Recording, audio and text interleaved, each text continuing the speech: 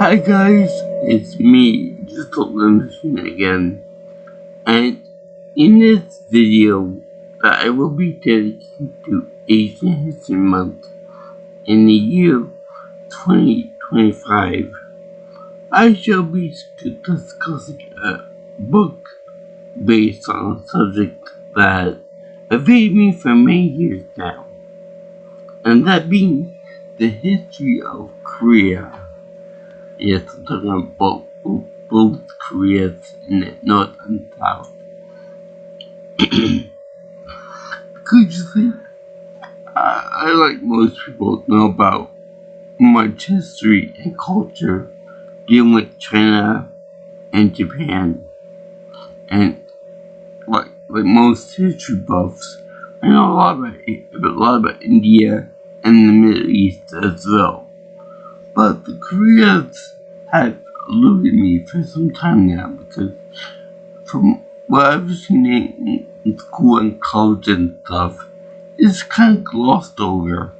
It's like Korea is pretty much lumped in there with the other Asian countries, the major ones. So I decided to buy and read this book, A Brief History of Korea. Isolation, war, despotism, and revival, the fascinating story of a resilient but divided people, by Micheal J. Seth.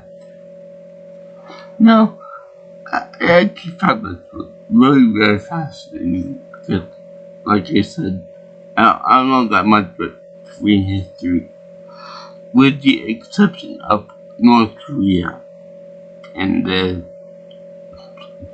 struggle therein, and the absolute horrible state of the people over there, which I generally do feel sorry for, because I read some articles on it, and I read the book Escape from Camp 14 by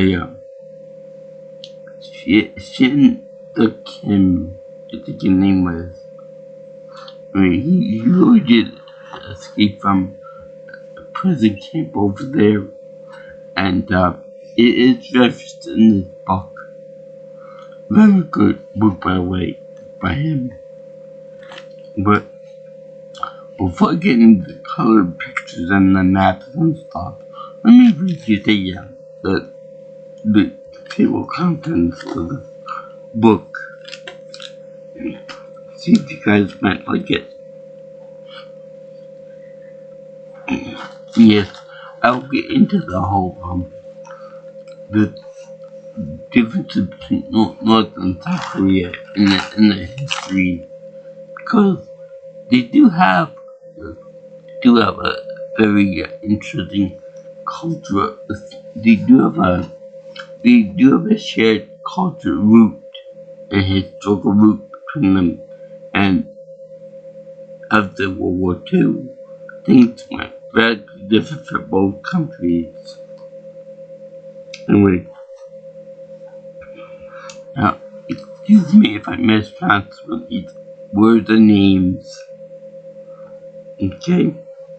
Chapter 1, Origins. Chapter 2, Buddhist Korea.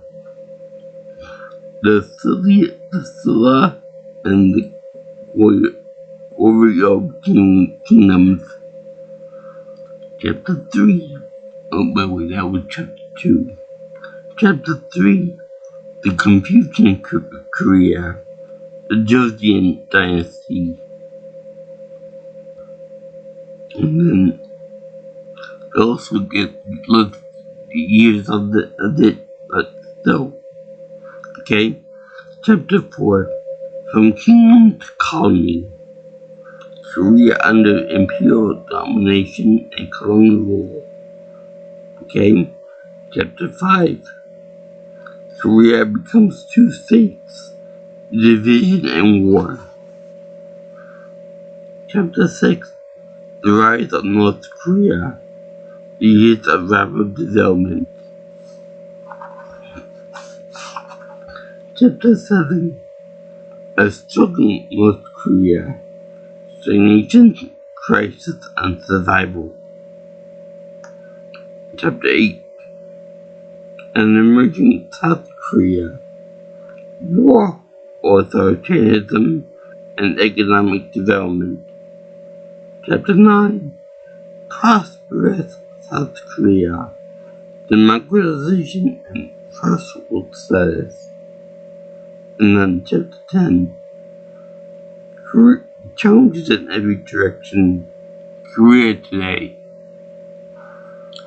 I gotta say that this book was actually pretty fascinating because they do like a 2 chapters on the North.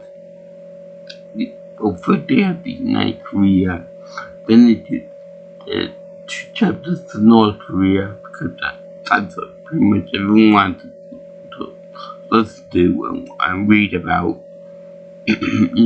How it once prosperous, more liberal system of government became totalitarianism in the most pure form imaginable. And then you do 2 chapters on the South, much more tourist-friendly atmosphere. Let me see here. Yeah. Here have a map of both North and South Korea.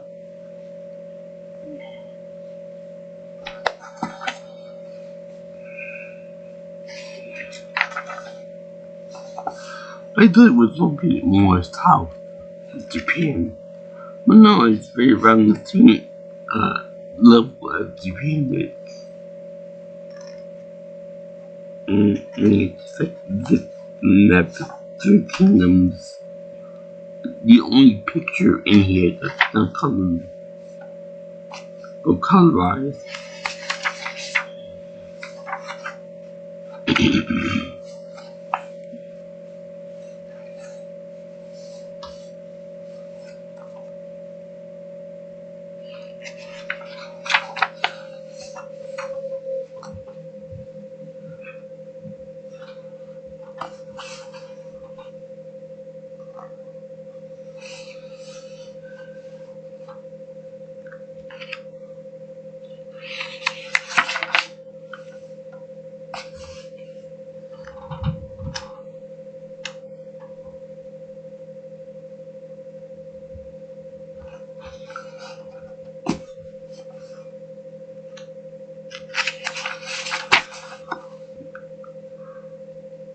Here.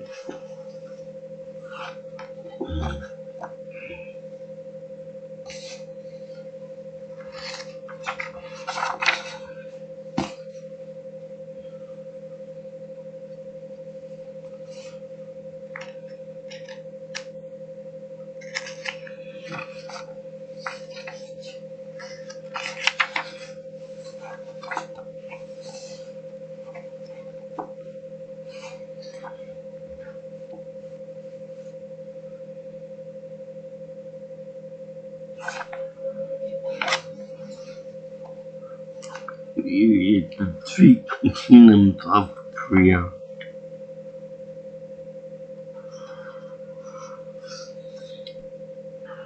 They talk about how the government back then was set up basically like Confucian dynasty, where Confucianism was basically a hierarchy where men were dominant, women were subservient, and you had rules and regulations about who your class and your caste system was, pretty much.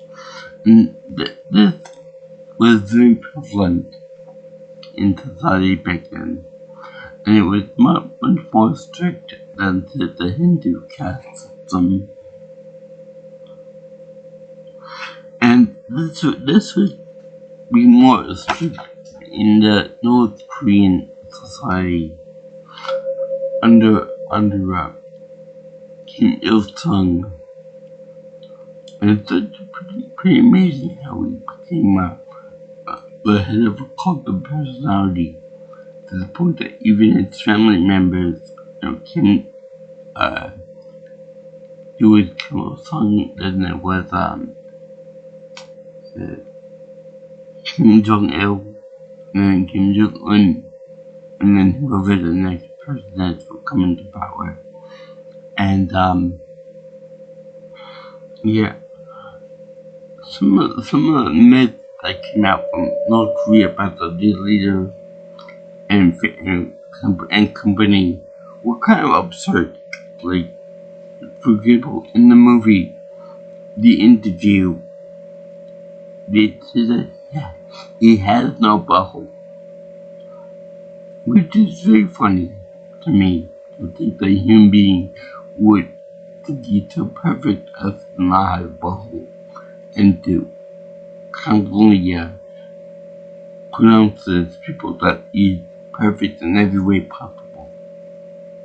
It's kind of fantasy. I can see that Donald Trump takes a lot of cues from that because he's trying to, in the worst way possible, to do that same thing for his own persona and his own image as being godlike and all that.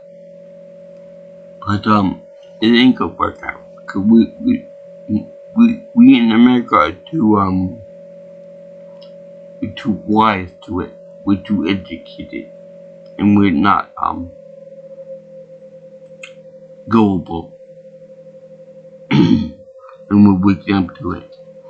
But in Korea, they're so in North Korea, they're so entranced and so brainwashed by the Kim family that over multiple generations that they're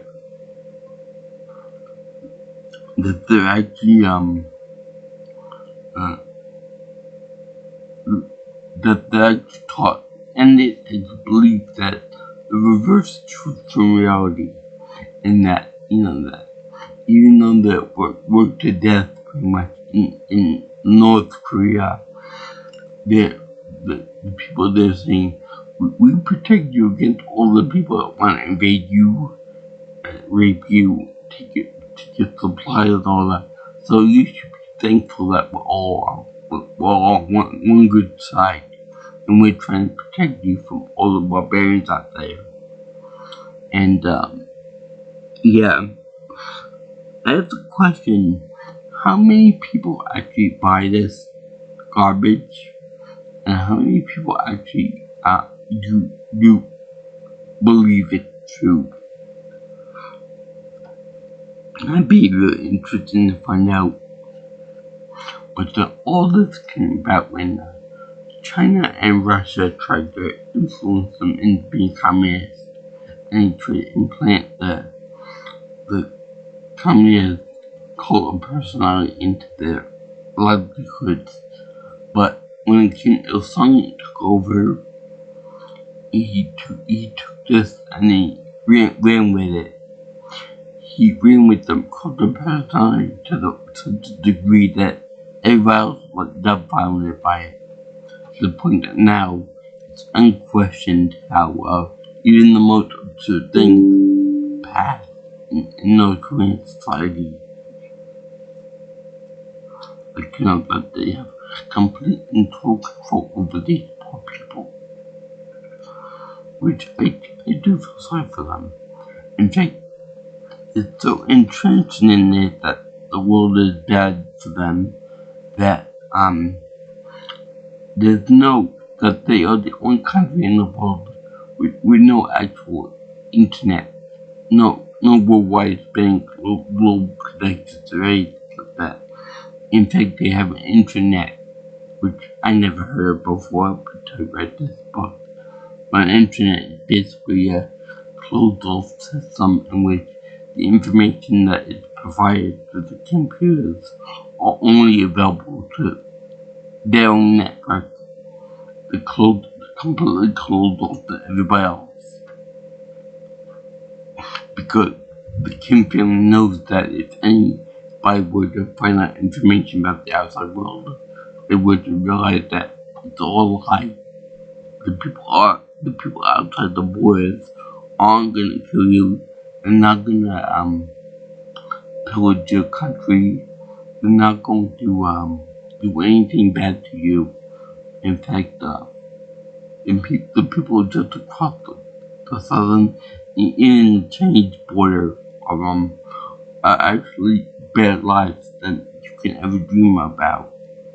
And it's all because all of the aid that comes to the country from United States, China, Russia, Europe, etc., etc.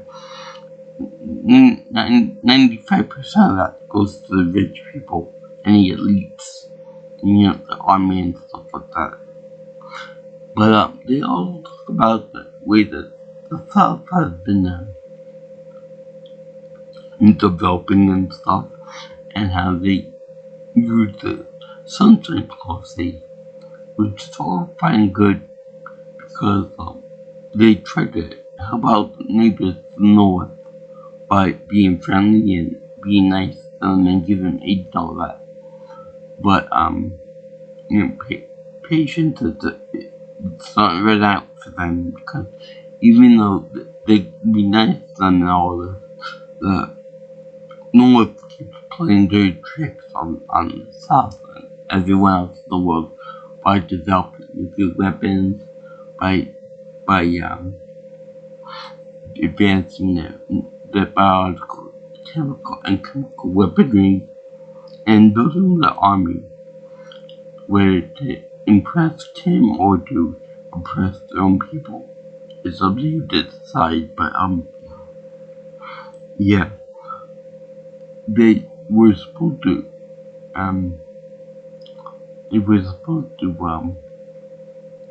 develop both the economy as well as the military together.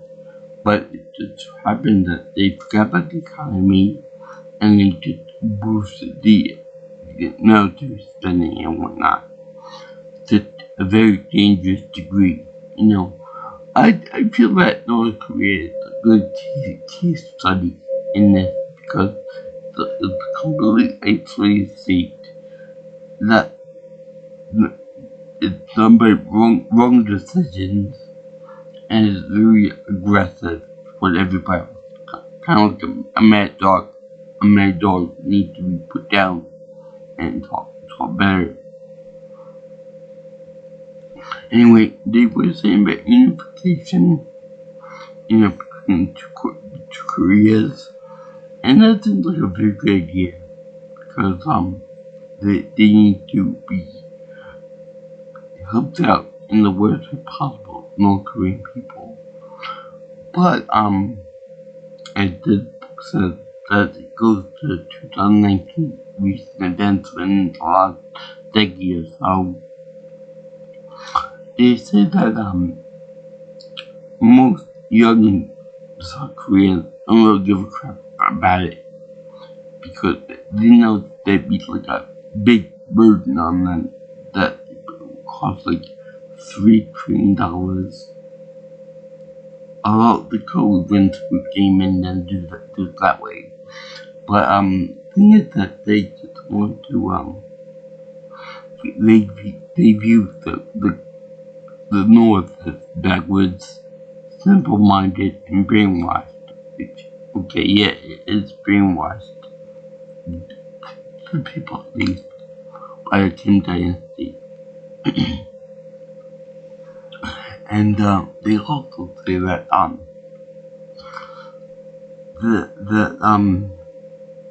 first of all, they broke up families by doing divide and becoming very militaristic and isolated and private. And then it was very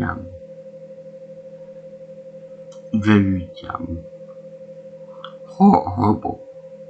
And I think that if there is unification with let's say that Kim Jong-un does pass away under mysterious circumstances, and they do have to do a full unification, there will be so much distrust by Northerners to the South and the rest of the world because they were just so entrenched into hating everybody else and mistrusting them and thinking that these people are barbarians. They'll do whatever they can to destroy us. They'll do whatever it means necessary. They fight dirty, they kick puppies, they do whatever else. And we have to try to earn their trust. But I find it very interesting that for a long time there was trying to bring culture to North Korea by shipping over by airdropping DVDs and music tapes from South Korea to North because the culture and the history and the language is the same pretty much. I don't think that the Kim dynasty changed that very much. So there's that too. And we also get some history about Busan, that's the South Korean port, which I hear is a very interesting train to Busan, with some very delightful passengers at this point that want to take a bite at you. I'm talking about train to Busan, of course. Yeah, he does mention about the nuclear weapons as well as Gangnam White side. It's really mentioned in the book, but I just don't want to look it up right now. I messed it up. But they talk about the South too, how it was originally supposed to be like authoritarian, but then got into more democracy and all that under the influence of the US of A and other world powers. And yet the North was obviously influenced by China and all that. So also another thing too is that because China hates Kim Jong-un for everything that he does and stands for, they don't want to see the border being invaded by, say, the Western powers or Japan. Okay, I'll get to Japan in a minute. But they don't want to see them. They don't want to see them get invaded by a neighboring non-communist country, so they put up with Kim Jong-un, at least for the time being. Now, when it comes to Japan, I used to think that Japan was just awe-inspiring or someplace with history and culture that was born on the best of all countries. But it just so happened that this book kind of took it down to me, at least to me, because they mentioned that the Japanese, when they occupied part of Korea, or all of it, they were very barbaric. They treated populace like inhumans, and they were treated like dirt pretty much. There could possibly be a basis for the Kim Dynasty's propaganda about, people being hard people and stuff outside the border, and thank God we got Kim people protecting us and stuff. And most importantly is the concept of comfort women from the Koreans. And what I mean by that is that when Japanese occupiers came over to occupy the country for colonialistic purposes, women were offered to Japanese soldiers for pleasure and sex, of course, and most of them people were did this against their will. So it's kind of like it was exactly like a sex, sex work, but sex slavery, because there wasn't really an option to it. It's just horrible. And we got the stupid, the text and the Japanese author think that these women enjoyed sexual pleasure with other cultures and other people from other countries. Horrible. Horrible. And let's see here, well, there. We thought that all of Korea was Buddhist, but no, most of it is Confucian, which, by the way, Confucianism is not considered a religion because there's no overarching God, goddess, or whatever, what have you. It's all about ancestor worship and doing righteous things. Righteous babe, and all that. Headbanging stuff. And, that's that.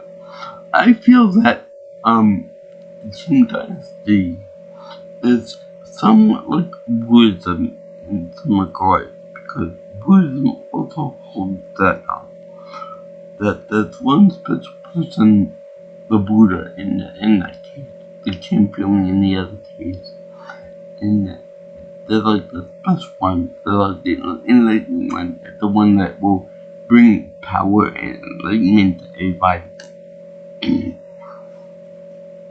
So, yeah, and it's not like any random person can become a Buddha. It's like whoever we say can be a Buddha, can be a Buddha. So let's say Johnny over there can't be a Buddha. Samantha over there can be a Buddha. Carrie can be a Buddha. Or, Charlotte can be a Buddha. Or, what's that one?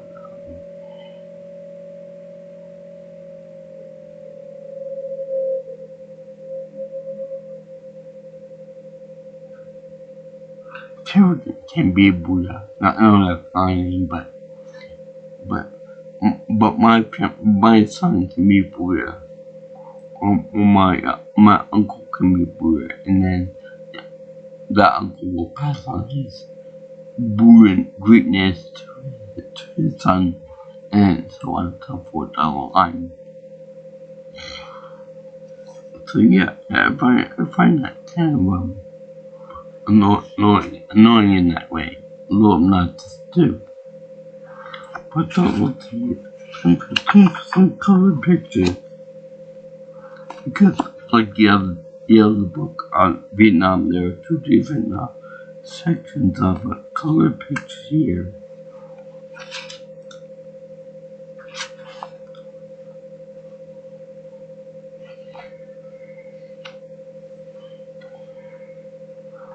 Yes, there is mention of Uncle Trump here too.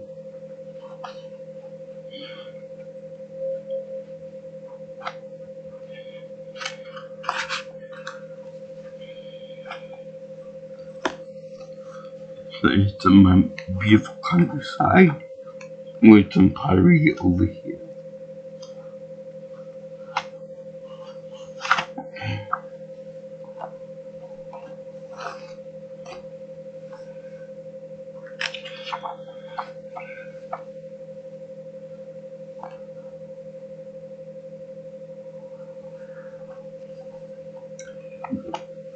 Here's a modern ruler of ancient ruler of Seoul, South Korea, which is the capital. So being spiritual.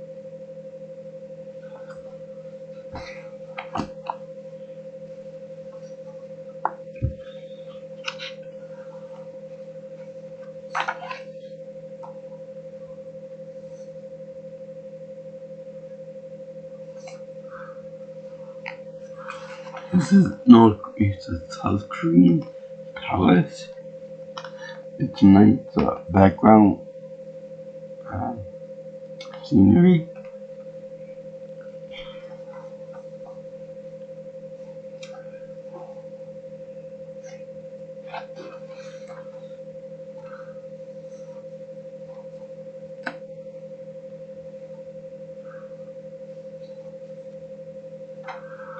So it's a traditional building in South Korea in which women can go outside, but not in the street.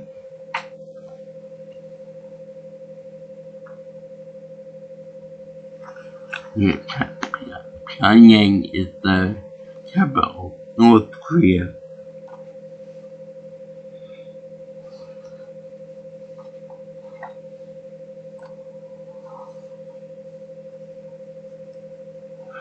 They also talk about modern industry that came about in South Korea from the Samsung company, which is one of the world's largest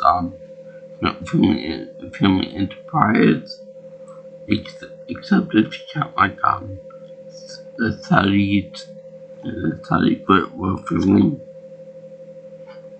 And they said I went exactly up in the book here. This is the Japanese government building in South Korea. And I actually look a lot like my old school.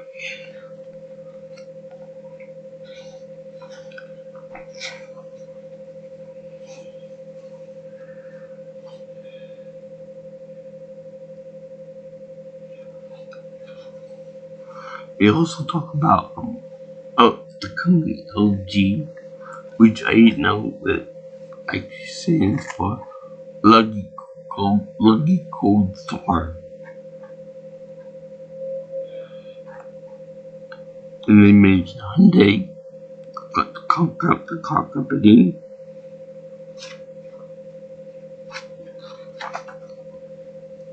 We have picture of a North Korean school growing here with unification monument for hoping that it will be unified. And then they had the goose stepping out.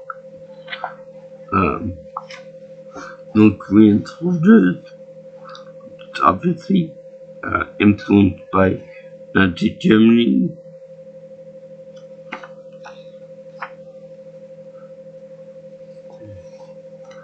Here is a picture of Micheal's son with his son Kim Jong-il,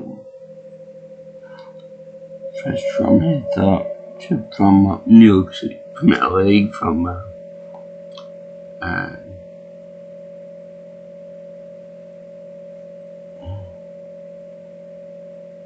the streets of LA, the gang.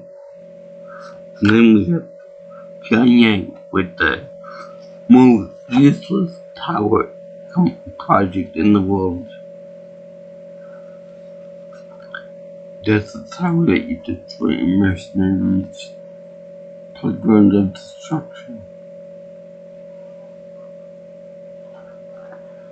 It's supposed to be the symbol of power for North Korea, but it's turned to be a waste of time and space and money. Lots and lots of money.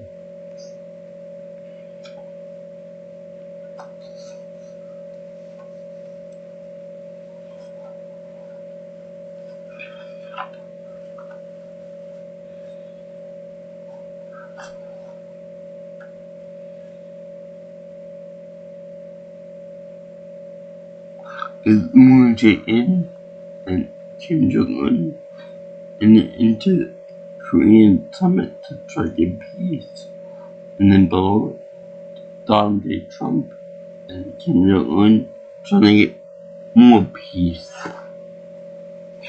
But they don't want peace, they just want they just want to proliferate nuclear weapons northly. Like a little spoiled brat that you try playing with them, but they just want to wreak havoc and get their way.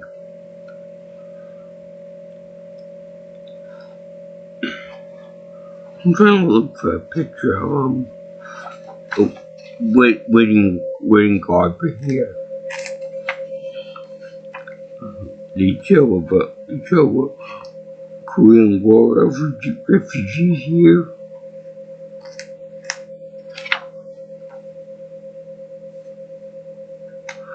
They also the 8th parallel in the border between North and South Korea. And why is that one in particular? But over here they have a job with no purpose. Cross guard or policeman to streets that are mostly empty just for elite to own vehicles. And you have for a monumental scythe and paintbrush. This is a big one here. This is a map about nighttime in North and South Korea. See how stuff is all lit up. It's only lit up in Pyongyang. Just because most of the wealth is stolen by the elites in the north and not given away to the people that need most. That's because they concentrate most of their effort with military purposes in the north. The big disparity between them two is the north would just get their heads out of the asses. Maybe they will be able to share their culture and their economy with the world rather than keeping for themselves. It just shows how communism cannot work. This is the winning picture I show you. Where people get married and they end up switching to Western clothes for the rest of the ceremony. With a picture and photo helps, they show them like with buttons suggestible outfits. Anyway, one problem I want to know is that for the first 2 or 3 decades of its existence, it was actually doing pretty good. It was actually increasing output, becoming a stronger economy, and just in general becoming a nice nation and all that. But then stagnation occurred with some famines and some aid being cut. And the fact that the number one sponsor, the Soviet Union, collapsed. So that's why North Korea went downhill real fast until the current one, where they have to make fake and they have to produce like a facade of being successful to tourists. And if you were to go to North Korea, you would be shown around, you'd be very heavily policed into seeing just what you want, just what they want you to see. So you'd be on a horse blowing design, and you'd be like, oh, look at that, it's a success. Oh, look at that, it's a success. You couldn't do much for your roaming in North Korea, whereas everywhere else in the world, including the South, you could do whatever you want, go wherever you want, you can ask, you can talk to whoever you want. But North Korea, you're very limited because they want you to see how promising they are, and they don't want you to know that you're in a police state, a failed state, because of the greed of the few people that are leader in this environment. So, yeah, I found this book to be very fascinating and very educational. So there's a few gaps in there, like he doesn't mention about the big city and stuff that you're supposed to see and pretend that they're successful and all that. They do mention the big tower in Pyongyang. They do mention the culture roots and that most Korea came from most Korean culture came from China, although some with the vital origins and all that. And that Iran, when it opened up, Korea got influence from Japan too, as well other countries too. And then what happened? World War II, we divided North and South Korea. And I felt it was hard for them to support North Koreans, like I've said. But for the longest time, South Korea looked like it would go in the same direction. It's willing to go USA. They were falling in the same trap as North.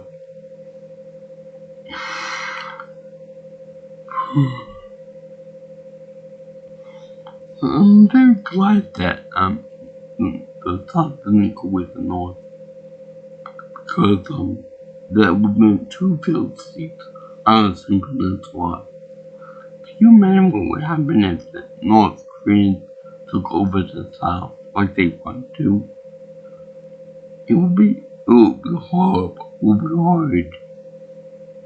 I can just see him taking over everything, him enriching himself, and no one would be able to say boo to it. It'd be horrible for the South. But if that did happen, that the United States and all the countries in the world would have something to say about it.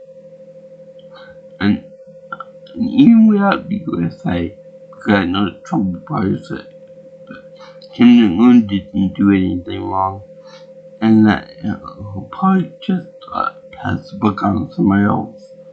But even without that, every other nation in the world will go after China, Russia, and North Korea.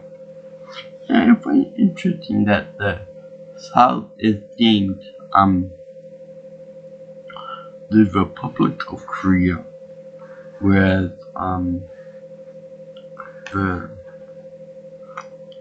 North Korean government isn't known as North Korea. It's known as the right here in the glossary here, because it's all names.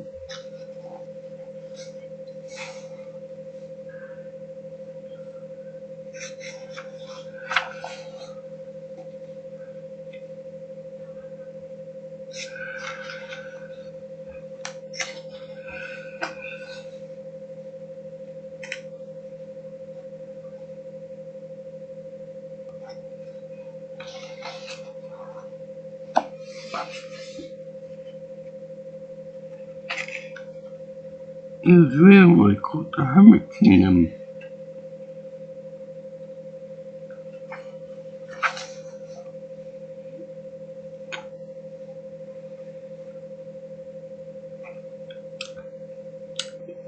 And here is the Democratic People's Republic of Korea, the DPRK, which I find very weird, very coincidental that they call that the Democratic People's Republic of Korea. It's not democratic. It's not a republic, but it has the word peoples in it, just like the the People's Republic of China and the Republic of China, you all say that's Taiwan, which I consider a separate country, but beside that, they have the People's Republic of China, the same as the Democratic Republic of Korea. So they always have the word people in there, as if they're trying to say that they represent the people. They represent the lollipop guild. But it can be further from the truth. Like you said, the North Korean government is the pure definition of communism, Marxism, in which everybody down low, where the government officials and high military ranking people are high above. And they're pretty much slaves to everything else too. In that Kim Jong-un and Kim Il-sung and Kim Jong-il, wherever they say goes, without question. And women over there have it worse because they're pretty much treated like second class citizens in North Korea. In that they're treated poorly and subject to sexual harassment, all to better themselves, all to better the elites, under the fear of death. You sleep with me or you do whatever I tell you to do or your family dies. And that's not good for anybody. The stress lasts, the shorter, the more prone to be sick than citizens of any other country. Even Russia looks good compared to North Korea. But you notice how nice and plump Kim family is. Kim Jong-un in particular. Yeah, he doesn't look for any to go hungry anytime soon. But everyone else in the country has to be hungry. Just to hit the Kim feed his fat ass. Steak and chocolate and cheese and every other wine, cognac, and all that other good shit. The classic Robin Hood. The reverse of Robin Hood. They steal from the poor and give to the rich. And take all the aid and money and stuff and take for themselves. Like a bunch of hungry pigs. But anyway, enough about our president. Yeah. But it's pretty educational. I learned a lot from this book. And and thank you for watching my video on a brief history of Korea. Isolation, war, despotism, and verifiable. The fascinating story of a resilient but divided people because they lost some war and they do have a shit history. And I feel sorry for all the people all the families that were broken up and because of the division. I hope the unification comes soon. If you ask people in Japan what they think of North Korea, they have fears of it because of Kim Jong-un's aggressive, aggravated behavior, Trump's behavior towards them. It's not too encouraging, calling Little Rocket Man with all his big rockets and his big military parades, which definitely influenced Trump in his birthday parade. And didn't try to tell me anything otherwise about being for the army and stuff. If we're for the army, have only army vehicles and military stuff to do with the army. don't have fighter jets and helicopters and all that. Beside the point. I would say that this North Korea is horrible. I would like to go visit South Korea one day, if that's possible, and China too. I would not want to go visit South Korea at all.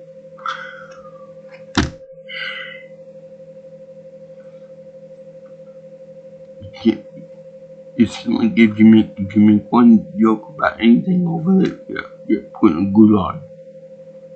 Or worse, just by snoo. And it's an unfair for anybody.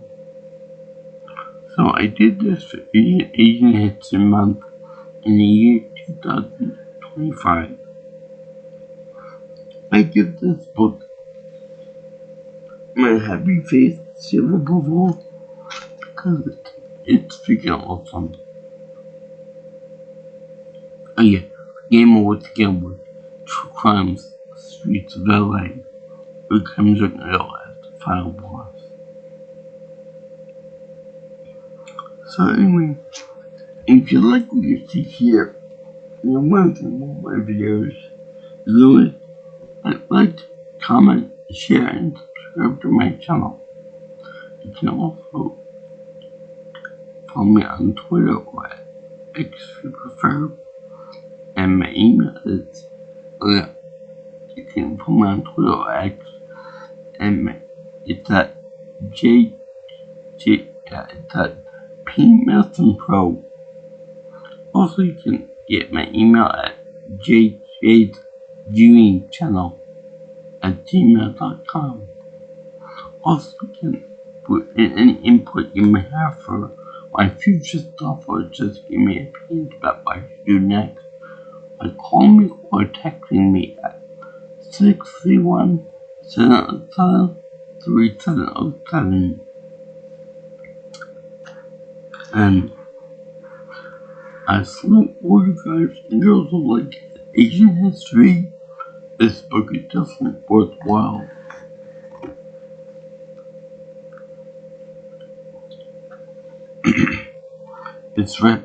It covers ancient history to rape until current events.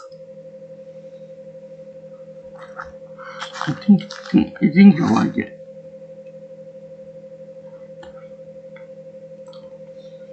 I salute anyone that likes democracy and not to like never mind. Peace out, my brothers and sisters. I'll see you in the next video. Other girls, guys in the land. Ciao, ciao, sayonara, and Venus, aloha.